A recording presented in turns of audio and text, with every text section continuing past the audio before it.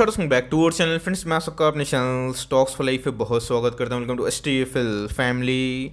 DFL members, मैंने आपको हमेशा से मार्जिन ऑफ सेफ्टी कॉन्सेप्ट समझाने की कोशिश की और बताया है भी कोई भी शेयर के प्राइस में जब मार्जिन ऑफ सेफ्टी इमर्ज होता है, इवॉल्व होता है, तो वहाँ पे गाइस एक कॉन्सोलेशन फेज होता है, पैनिक होता है। और जब मार्केट में रिवर्सल होता है ना, उन सब स्टॉक्स में आने वाले 6 महीना में, साल भर में, 2 साल में अच्छी खासी उछाल देखने को मिलती है। आपने देखा कि मार्केट में 4-5 महीने में अच्छी खासी फॉल देखने को मिली थी, बट जब मार्केट ने रिवर्स किया तो वही सब स्टॉक जो बहुत परेशान कर रहे थे, आज बहुत सारे स्टॉक्स ने ऑल टाइम हाई को ब्रीच भी कर दिया। बहुत सारे स्टॉक्स में एक अच्छी खासी उछाल देखने को जरूर मिल चुकी है। तो जिन्हें इस मार्जिन ऑफ सेफ्टी भी कोई भी स्टॉक को खरीदते हैं तो लॉन्ग टर्म में आपको रिवॉर्ड जरूर मिलेगा। ऐसा नहीं कि मार्जिन ऑफ सेफ्टी पे खरीदने से उधर पे प्राइस फॉल नहीं होगा। ऑफकोर्स हो सकता है, बट आपको देखना है कौन सी कंपनी में बिजनेस मोड है, बिजनेस एज है। बिकॉज हाल फिलहाल में एक कंपनी ने स्प्लिट का अनाउंसमेंट दिया था, बट उसके बावजूद भी शेयर में ऐसा कोई बड़ी उछाल देखने को नहीं मिल रही। और मुझे लगता है कि लॉन्ग टर्म में एक बहुत बड़ा मौका है जहाँ पे आप चाहें तो इन सब स्टॉक को ग्रैब कर सकते हैं। बिकॉज यहाँ पब्लिक जो होल्डिंग है बहुत ही कम है, और जितने बड़े इंस्टीट्यूशंस होते हैं, प्रोमोटर्स होते हैं, एफआईएस होते हैं, इस पर दबा के माल लेके रखें हम। तो जी हाँ गाइस, फटाफट मैं अपनी जो एनालिसिस है इस वीडियो के माध्यम से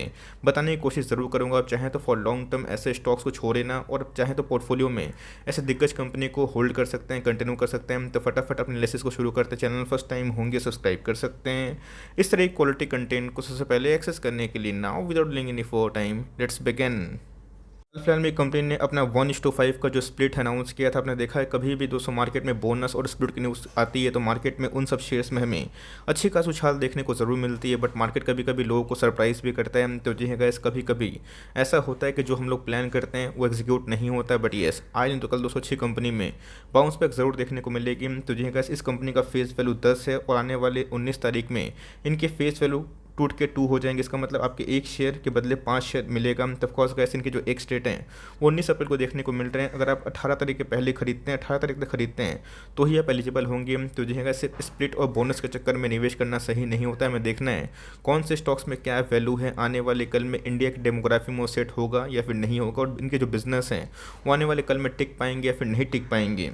ध्यान समझने की कोशिश करिएगा। मैं बात कर रहा हूँ जुबलियंट फूडवर्क्स की। तो यहाँ का इस हाल फिलहाल में आपको अच्छे से पता है कि मैंने इसको बहुत बार कवर किया। बट येस, अभी के टाइम उछाल देखने को नहीं मिल रहा है। बट आपने देखा है कैसे बहुत सारे स्टॉक्स ने जो इसके पहले बॉटम लगाया था, अभी दोस्तों 1 महीना में, 1.5 महीना में उसमें 30%, 40%, 50% के आसपास रिकवरी देखने को मिल चुकी है। तो पैनिक सेलिंग का अभी भी होता है, तो उधर पर हमें अच्छा खासा स्टॉक सही भाव में मिलता है। बिकॉज इसका जो RSI इंडेक्स है कोविड के लेवल के आसपास हमें देखने को मिल रहा है। 4,500 का स्टॉक है अभी के टाइम। अगर आप देखें तो 2770 के आसपास हमें देखने को मिल रहा है। और आज भी अगर आप देखें तो हमें 2% के आसपास गिरावट देखने को जरूर मिली है। बात की जाए वाइट डे की, आपको अच्छे से पता है कि इनके थोड़े से नंबर्स वीक थे और उसके बाद खराब सेंटीमेंट की वजह से इसमें गिरावट देखने को मिली। और हाल फिलहाल में जो CEO है उन्होंने रिज़ाइन किया था बिकॉज उनको एक बेटर अपॉर्चुनिटी मिल रहा था। तो ऑफकोर्स गैस, CEO कभी लाइफ टाइम के लिए नहीं होते। इस बात को आप चाहे तो आराम से नोट करके रख सकते हैं। तो मार्केट मुझे लगता है कि जो नए CEO का अपॉइंटमेंट है उसको लेकर काफ़ी वेट कर रहा है। बिकॉज कोई भी नया CEO आएगा तो आने वाले कल में उनकी जो मैनेजमेंट होती है वो कैसे होती है, इस पर पूरा मार्केट फोकस करता है। तो जो गैस, ये एक बहुत ही क्वालिटी वाली कंपनी है। इनके फ्रेंचाइजी के बारे में आपको अच्छे से पता भी होगा। बिकॉज इंडिया के डेमोग्राफी की बात की जाए तो खाने पीने वाले जो स्टेबल बिजनेस हैं वो लॉन्ग टर्म तक कंटिन्यू जरूर करेंगे। तो वाइट डे की बात की जाए तो अभी भी हमें 25% के आसपास फॉल देखने को जरूर मिली है। ऑल टाइम ऐसे 40% डाउन होने के बावजूद भी इसने अभी तक अगर आप देखें 400% के आसपास पैसे बना के दिए। लोग चाहते हैं कि हमेशा उनका स्टॉक भागे, ऐसा नहीं होता है। आपको होल्ड करना पड़ेगा। पिछले कुछ समय से बहुत सारे स्टॉक्स ने जो काफ़ी पेशेंस टेस्ट किया था आज रिवॉर्ड दे रहे हैं। तो वैसे इन सब कंपनी में अगर आप होल्ड करते हैं, कम से कम का विजन 1 साल 1.5 साल का होता है और आपको जल्दी में पैसे नहीं कमाने हैं। इवन अगर आप चाहें तो लॉन्ग टर्म में अगर आप सोचते हैं इसको खरीद के छोड़ देना है, तो मुझे लगता है कि इसकी कंपनी बहुत ही शानदार है। लॉन्ग टर्म में आपको इस कंपनी में कंपाउंडिंग का बेनिफिट जरूर मिल सकता है।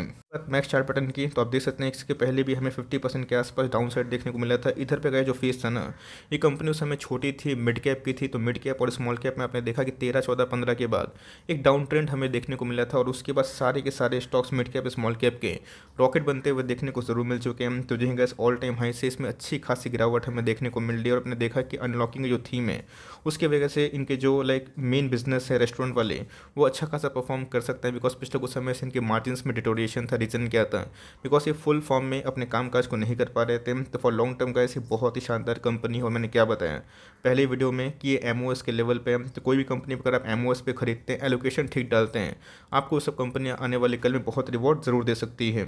को अच्छे से पता है जुबिलेंट फूडवर्क्स करती क्या है। डोमिनोज के फ्रेंचाइजी की बात की जाए, डंकिन डोनट्स के फ्रेंचाइजी की बात की जाए, ये की प्लेयर है पूरे ऑल ओवर इंडिया में। कैसे 1500 स्टोर इनको देखने को मिलते हैं और मुझे लगता है कि आने वाले कल में इनका जो स्टोर एक्सपेंशन है वो काफ़ी हद तक प्रॉमिसिंग हो सकता है। हाल फिलहाल में कैसे इनकी जो सब्सिडरी है उनको इन्होंने एक्वायर भी किया था, जिसका नोटिफिकेशन उन्होंने बीएससी को और एनएससी को प्रॉपरली टाइमली दिया भी था। मार्केट कैप की बात की जाए, एक लार्ज कैप कंपनी है तो कभी डूबने वाली ये कंपनी मुझे दिखाई नहीं पड़ती। ऑल टाइम हाई से अगर आप देखें तो ऑफकोर्स हमें 2000 पॉइंट के आसपास एक मैसिव गिरावट देखने को मिल चुकी है। पहले का ऐसे स्टॉक का प्राइस ट्रेडिंग 150 के आसपास था, अभी के टाइम में 85 के आसपास हमें देखने को मिलता है। और एक बार का इसमें जो पैनिक सेलिंग है वो अगर ठीक ठाक कन्वर्ट होती है सही रैशनल ओपिनियन में, तो मुझे लगता है कि ये कंपनी लॉन्ग टर्म में बहुत ही अच्छा कर सकती है। आरओसी पे अगर आप ध्यान दें, आरओई पे ध्यान दें, बहुत ही टॉप क्लास है। 16% के आसपास इनके आरओसी हैं। आरओई पे अगर आप ध्यान दें 18% के आसपास है। कंपनी के फेस वैल्यू की बात की जाए 10 है, जो कि आने वाले 19 तारीख को इसी मंथ में 2 देखने को ज़रूर मिल जाएगा।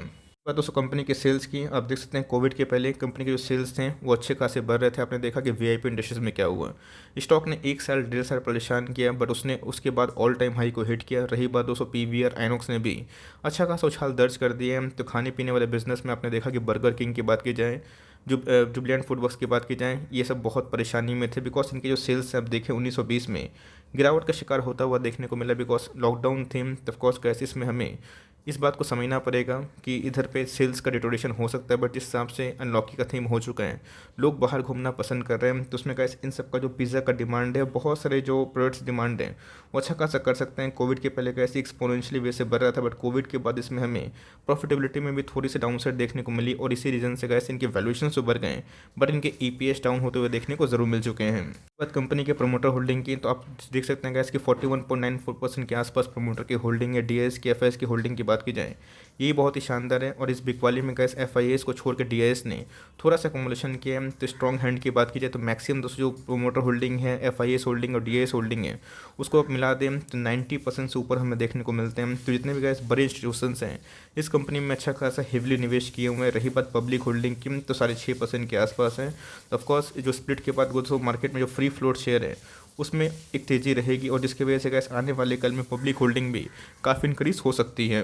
टाइप पे एनालिस्ट की मानी जाए तो जी हाँ 60% एनालिस्ट जो कवर कर रहे हैं, और मेरे हिसाब से इधर पे आप चाहें तो फॉर लॉन्ग टर्म आराम से बाई कर सकते हैं। एनालिस्ट की कवरेज की बात की जाए 30 एनालिस्ट का मानना है कि आप इसमें आराम से बाई कर सकते हैं।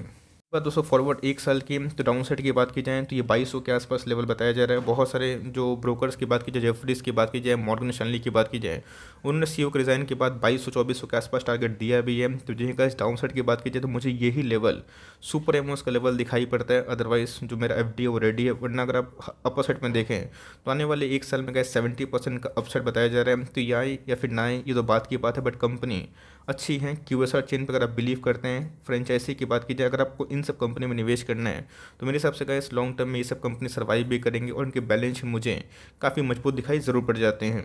और आप देखें तो इधर पे जो मीडियन है ये मीडियन के नीचे ट्रेड करता हुआ देखने को मिलता है। इनके जो आरएसआई इंडेक्स मैं दिखाऊंगा, ये दोस्तों मंथली चार्ट पे मैं दिखा रहा हूँ बिकॉज अगर आप देखें इसमें मैंने 1 मंथ के चार्ट को ओपन किया है, तो जो गाइस इसने बोलिंजर बैंड का जो मीडियन है उसको ब्रिज करने की कोशिश की है। तो ये कहाँ तक जाएगा ये तो गाइस वक्त बताएगा, बट कंपनी की बात की जाए फंडामेंटली बहुत ही अच्छी। और कोविड के पहले का जो इनका आरएसआई था ये उस लेवल से नीचे ट्रेड करता हुआ देखने को मिल रहा है, जो इसको दोस्तों सुपर एमओएस के लगभग अगर फर्दर गिरावट होती है तो उधर पे ले जाएगा। तो कंपनी अपने एमओएस के लेवल पर ट्रेड करती है, तो आप चाहें तो फॉर लॉन्ग टर्म इसको खरीद सकते हैं। 10 stock, 5 stock, 20 stock as per your financial capability. But yes इस कंपनी में 5% से ऊपर वेटेज मत दीजिएगा, और कोई भी निवेश करिएगा तो टुकड़ों में निवेश करिएगा और आपका कैपेसिटी लॉन्ग टर्म का है तो ही कर सकते हैं। बहुत लोग कमेंट भी करते हैं कि सर मैं इधर पे स्प्लिट के बाद निवेश करना पसंद करूंगा, तो ऑफकोर्स ये भी एक अच्छी रणनीति है, खराब रणनीति नहीं है। बट येस इसको लॉस में ना बेचे, कंपनी अच्छी है, होल्ड करने लायक है। आप अगर टाइम देंगे 6 महीना, साल भर, 1.5 साल, 2 साल, ये कंपनी आपकी लॉस रिकवर भी करेगी और लॉन्ग टर्म में गाइस आपको प्रॉफिट में भी ज़रूर कमा के देगी बिकॉज इनके बिजनेस में दम है। और रही बात कंपनी के ग्रोथ मॉडल की, तो मुझे लगता है कि क्यूएसआर चेन में ये सबसे बड़ी हाथी कंपनी है, तो उसको लॉस से बेचना सही नहीं है। आप चाहें तो स्प्लिट के पहले भी थोड़ा सा क्वांटिटीज ऐड कर सकते हैं और स्प्लिट के बाद अगर आपको सही भाव मिले तो वहाँ पर आप निवेश करने का प्लान कर सकते हैं। आई होप मेरा एफर्ट आपको अच्छा लगा। वीडियो सही लगे तो एक लाइक कर दीजिएगा, चैनल फर्स्ट टाइम होंगे तो याद से सब्सक्राइब करना भूलिएगा। फर्दर कोई डाउट है उसको ज़रूर ड्रॉप कर सकते हैं, और कुछ को रिव्यू चाहिए उसका भी नाम ड्रॉप करना भूलिएगा। I would love to make a video on your demand. Guys मिलते हैं जल्दी ही, तब तक के लिए bye. Thanks for listening friends, God bless you all.